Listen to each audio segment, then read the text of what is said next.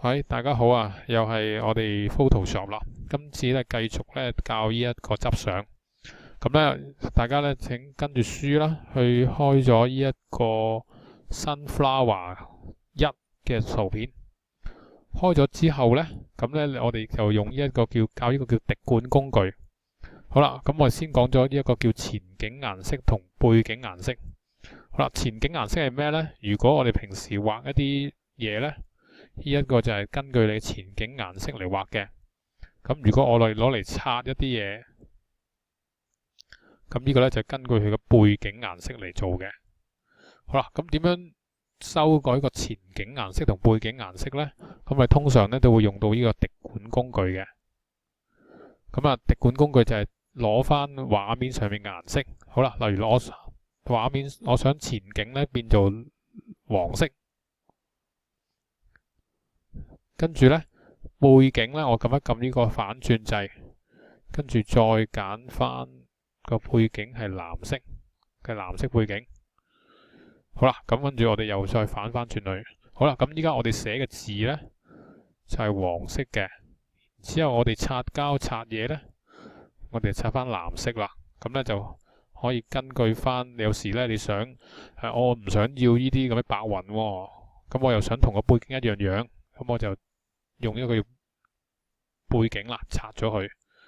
咁我想前面啲花呢，大家畫嘅時候呢，就黃色喎，黃多啲，咁我用前景啦。呢個呢就係前景同背景。好啦，咁短呢，咁我哋再教另一個執相啦。咁呢就係呢一個都係 Sunflower。好，咁呢講我復原翻去先。可能畫做得太多啦，咁我索性咧就關閉咗佢，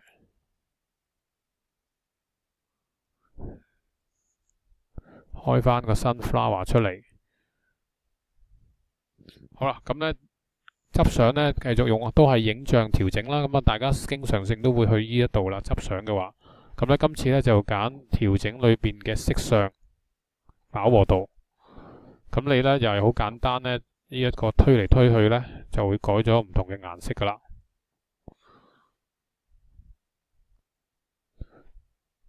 咁呢度呢，例如佢自己輸入呢個200，下邊呢就100飽和度。